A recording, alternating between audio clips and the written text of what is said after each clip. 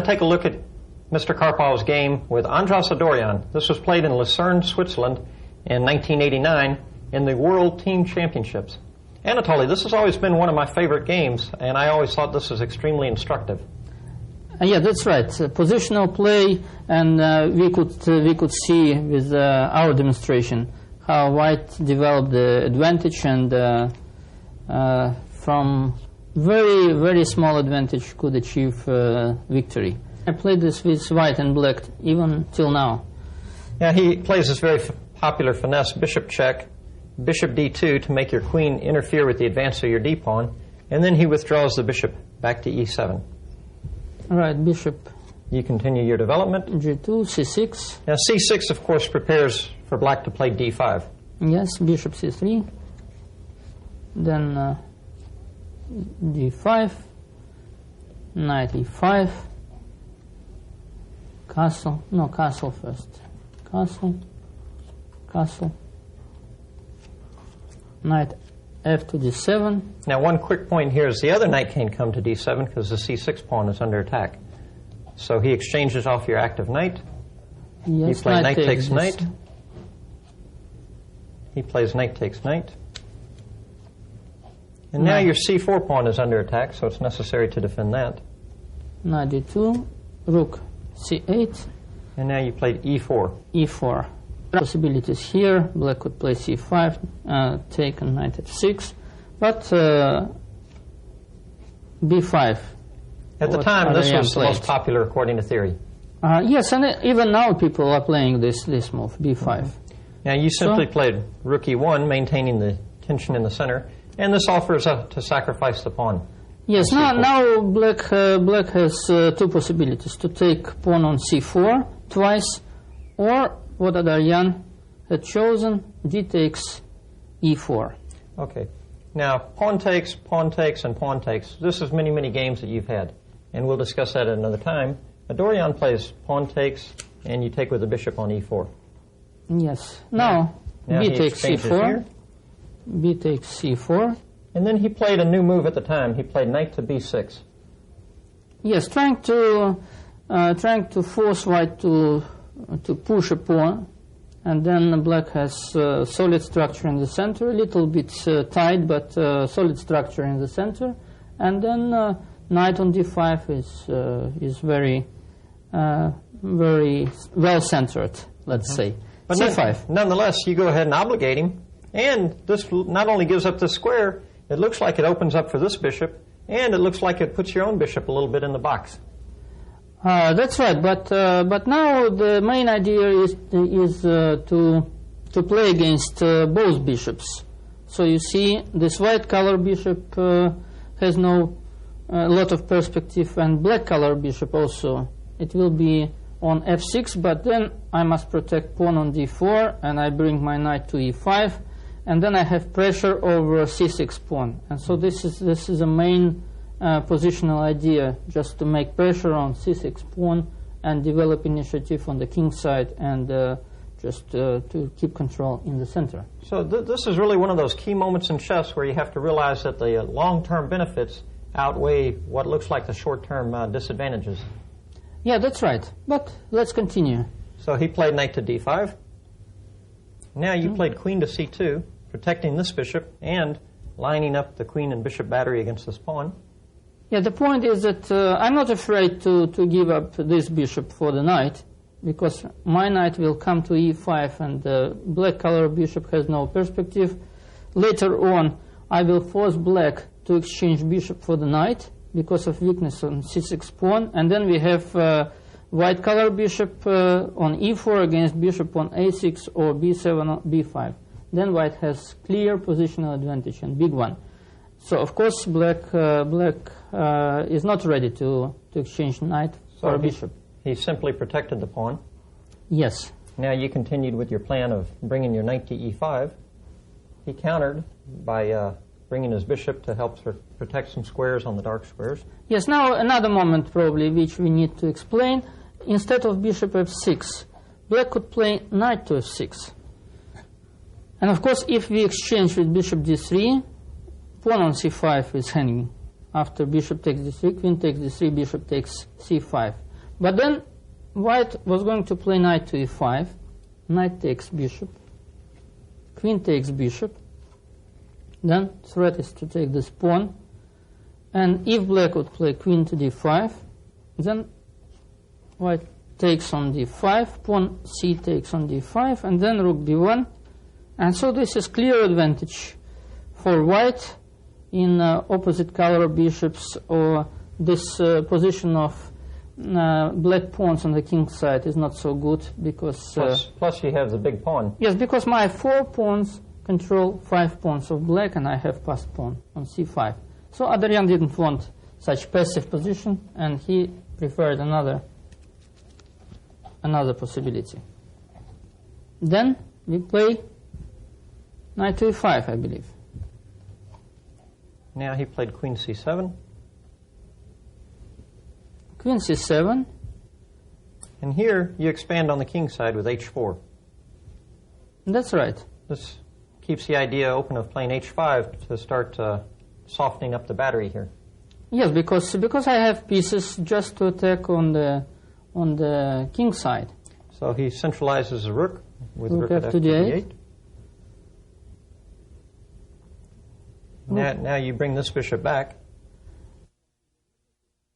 Black had threat to take on c3. This is small tactical threat, but we can explain this. Rook takes d4, and then queen takes d4, and then bishop takes e5, and you see queen and rook on the same diagonal as a bishop. And he's netted a pawn. Yes. So that's why this is the moment to retreat bishop from c3 to d2. It's not possible to take twice on e5. Bishop takes e5, pawn takes e5, queen takes e5, because then we just take with the bishop on g6. So now he retreated the bishop, and you simply continue centralizing with rook at a to d1. Now in annotating, you gave this an exclamation point. Why is this move so important? So this is very important because d4 pawn is only one weakness from one side, white side, and this is very important to defend it, just not to give any tempos for black. Mm-hmm. So it's important to defend it in advance so that you're free to do other things. Yes, because rook was out of play, and I didn't want to put rook on b1 because I don't want to exchange rooks. I have better rooks, and I have space, so I need to keep rooks on the board, and this is the most useful move at the position. Okay, so after this, he decides to relocate the knight and start to try to pressure the pawn that you're talking about on d4. He plays knight e7. And now here you played queen c3, exclamation point. And in your notes, you talk about the possibility of playing queen a3 to create problems over here for him. Another idea that I couldn't play bishop b4 immediately because then black queen has this square, queen a5. I didn't want to allow black pieces to go out of the box. So they should be on the 7th and the 8th rank. So that's why queen c3. Mm-hmm. And you're just keeping his queen off so that your bishop can go to harass him in a more serious manner. That's right. Mm-hmm. So he plays bishop to b5 to protect the c6 pawn. And now you play bishop to c2. And the idea here, I guess, is simply to play a4 and to send the bishop away. Yes, I just wanted to keep this opportunity, a4, and because black wanted to move queen to b7 and queen to a6, just to have control over a white diagonal and to secure a4 for the bishop. But bishop c2 is quite accurate. So now he plays knight f5 to attack your d4 pawn. And here you play bishop f4, and we see the advantage of having put the rook on d1 so that your pawn is already defended. So yes, otherwise I would have to give up my bishop for the knight. Mm-hmm. So after bishop f4, now he feels some obligation to move his queen, so he plays queen to a6. And now you go ahead and kick the bishop. The bishop only has one square. And now this bishop, having served the function of supporting that pawn, now goes back very nicely and starts to put pressure on this pawn. So he has severe problems here. we have domination. Look, I have two bishops in the center. I have knight in the center. And black has bishop on a6, bishop on g7, queen is on b7, and so there is no square on b file. And anytime I want, I can play rook d1 to b1, just kick out queen from b file. Okay, so he decided to play queen back, just kind of in anticipation. But of course, this move does not make a happy impression. No, but what to do? Because if black would play knight to e7, for instance, then I was threatening queen a5. And now the bishop and then on rook a6. b1, and then bishop on a6 is in trouble. So that's why he had to play with the queen, just to prepare retreat of the bishop. So now that he's busy on that side, you go ahead and strike out on the other side of the board. h5, this is very unpleasant. Now if black takes on h5, so this was... Like this. Yeah, just having in mind to play h4. Would you take this immediately? Yes, of course, I take this. And then when he takes here, these pawns don't make a happy impression. Yes, then I have possibility to play queen f3 immediately, or queen c2, just Queen attacking f5 Or pawn. queen c2. And for instance, if black takes this knight, then I can take with the rook. Of course, you can say that that both kings are exposed, and both kings have weaknesses. But we have active bishop on f4, which is in attack over black king, and black bishop is on a6, which is far away. If you just draw a line down the middle of the board, you can see he doesn't have any pieces on this side of the board. Yeah, that's right. So now after h5, he tried to mix things up a little by playing g5. G5, black has hope to play pawn up and fork your pieces. Yes. But nonetheless, you go ahead and fall in with his plans and play bishop takes pawn. Then f6. And now here you played a very nice in-between type of move. Yes. h6. And then what to do? Black bishop cannot go to f8 because of this pawn. Just to go to h8. So then you can see that black king is in big danger, and so the easiest way just to play g4, and when knight goes to e7, then queen c2, and black cannot protect pawn on h7. So now if he takes, say for example, if he takes this one, yeah, then you play bishop takes pawn check. He only has one square for the king, which is here. And then you can play something like knight to g6 check. Knight g6 check. He takes this, but the problem with this is it allows your queen to come into the game and threaten queen here check. Yes. And also rook takes here is coming. And so basically his king would be pretty much in the box here. Now then for instance, bishop c4, defending this pawn, we can play simply bishop g8 is one possibility, or rook e3. And now rook f3 check, and the king. Or another rook comes to e1, and then we just take on e6.